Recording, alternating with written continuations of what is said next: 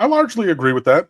And I don't really disagree with what you're saying about Carson Beck either. I just think, and I said this, in recent weeks to Mark, I just think the pendulum has swung too far to the he's trash side. Yeah.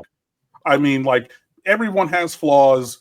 We know Georgia had their worst run game in 30 years. We know that their offensive line, coached by Stacy Searles, who used to coach here, really struggled despite having 5-star after 5-star after 5-star after 5-star on the entirety of their 3 deep. And Carson tried to do some things that he's not really able to do in repetition, and you saw that go negatively. So in the most drops in the country. Yeah. And had them on top of that, the worst drop rate. So now I'm making some plays, hitting guys in the hands, the ball still hits on the turf. What am I supposed to do? So, like, I hear that, but I'm not trying to re-legislate Carson Beck's entire career. I've just heard people who've gone a little bit too far onto the I think they went too far in one direction, talking about best quarterback in the country, number 1 overall pick. I thought that was way too much hype. I agree also. I'm with you on that. I'm not a big Carson Beck fan, but I'm not one of those people like, this guy's garbage, he's terrible. Yeah. I question his leadership. That's something Fair. I question. I question how he handles certain situations, but I'll also sit back and tell you, and I've said this on my show too, if you don't get to him, he's gonna put up numbers on you. What's your rough range, Brian, of is he a top 15 quarterback? Oh, he's definitely top 15. Okay. I don't have him in my top 10.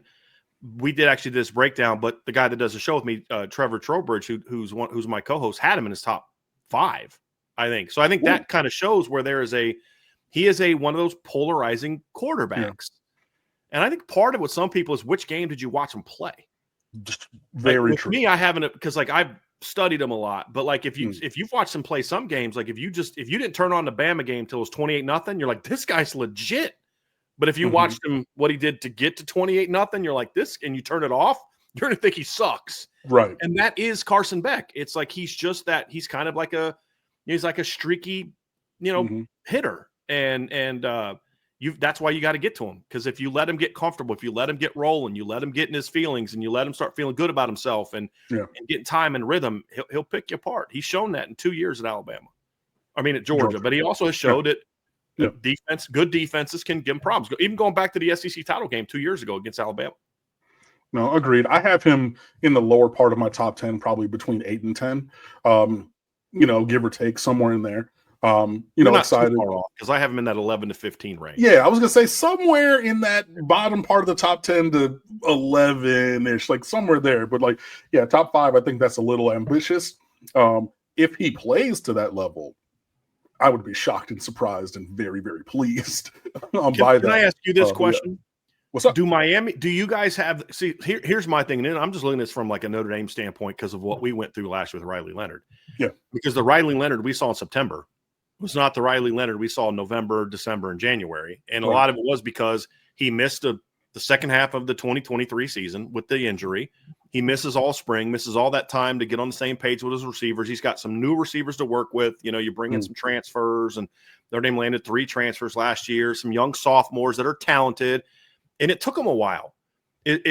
Are Miami, is there a thought that, hey, maybe, whether it's with the coaching staff or the fan base, that, hey, don't expect him to come out in the first 2-3 games and look like, he's going to be contended for the Heisman Trophy? Is it just about, hey, weather the early storm, try to get that early win, and then get him going to where if you can have a 1 or fewer losses by the time you get to the middle of October, now we're going to be a problem? Is that, or is it just like you expect him to look like, peak form, pre-injury Georgia form? I think that from everything that they're messaging, that the goal or view is that Carson Beck is going to be Carson Beck. Take it for what it will be. I think that's a little bit of state-sponsored propaganda, and I think, like, he is full go in workouts, seen that, heard that, read that, from all kinds of things. But, to your point, we do have, 3 freshman receivers. We have 3 transfer receivers. We have, Miami lost their top 6 receivers, including running backs and tight end from last year, and a lot of them are getting paid to play football now. And then you have Isaiah Horton go to Alabama to be second string, but, to play down there. You're getting paid to play football, just at another school. Well, in a different way, but he his valuation will in be his getting mind paid, in versus my what our valuation of his skills, there was a mismatch, and he went somewhere that could more match what the number was in his head. But you're turning over everything. Mhm. You mentioned baseball, you're changing the battery too, right? So you get a new center, even though James Brockermeyer, he's been around since 1973 and played at 17 But schools, not right? with this team and this Right. quarterback. Exactly. Right. Exactly. So you get a new center, but like Miami could lose all 5 of their starting linemen from the opener to the NFL after this year, because you have a sixth-year senior, a true junior who was a 5-star and the top 3 tackle in America in Maui Noah.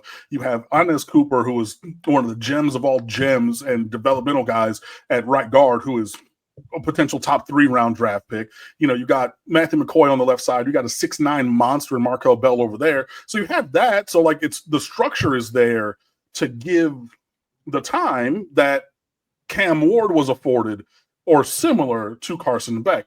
But I think something that people overlook when you talk about that is the fact that Cam Ward's singular athletic talents and abilities gave him extra time when things like if the defensive coordinator played the perfect card and said, we're going to do this here, and it's all blocked up and you got somebody running free, he took care of that run free guy. That's not a thing you're going to see from Carson Beck. That's what's going to be different about both of these teams. Yeah. Because Riley Leonard brought some of that he was a much different thrower than than Cam Ward, obviously, but where you're like, well, that didn't work. They just let 3rd and 9, they just let a free rusher off the left tackle. Well, this drive's over. Next thing you know, he's running for 25 yards. I mean, right. And that's kind of why I've said, look, I listened to Cole Kubelic and Greg McElroy talk about how Notre Dame's got the best offensive line in college football. And I'm like, normally they don't give any love to Notre Dame. Now I'm like, let's pump the brakes a little bit and let's see if these guys can protect the quarterback, because they weren't good at that last year, Yeah, but I really believe like Miami and Notre Dame, our offensive lines, I think are the top 2. At minimum, 2 of the top 3. Sure. I really think the way that we have both recruited it, played, developed, coached, like elite of the elite, because it's a focus of both of our programs. So, I still don't understand how Miami's O-line coach is that good. Like the first time I saw him, I was like, that's not an O-line coach. That's a special teams coach, man. That cat did not play a minute offensive line in his life. He did, though. He played in high school. He played on the same line with Cristobal down at Miami Columbus Catholic school and everything. And yeah, he's a pocket-sized 5'4", 5'5". And I mean, he even to the small linemen, the 6'1" dudes, he's looking up at a skyscraper. But yo, he is real good, man. Yeah. So yeah, I mean, I think honestly, as long as despite the state-sponsored media or propaganda of Carson Beck's going to be Carson Beck in game 1, if he can be 80 to 85 to maybe 90% of what we have seen, and in a similar way to Cam Ward, they're not the same player, guys, everybody listening, but I'm saying if we can help change his brain to eliminate the drive killer and game killer turnovers, because remember, that was the huge thing against Cam Ward. He's out here gunslinging it, fumbled it 10 times, threw it away 12 times, 14, whatever, and those numbers were less than half in his 1 year at Miami. If we can get to Carson in a similar way and say, cool, get rid of the real stupid stuff that we've seen from you, then I think that puts Miami in a decent spot. Hopefully, we'll be able to find the run game, and then some of these receivers, and there's a lot of them with talent, somebody figures something out. I would say, our more athletic guys, like a JoJo Trader, like a Keelan Marion, who's All-American return guy from BYU who came down, maybe, those would be some of the guys I would say who could find space and really stretch Notre Dame's defense.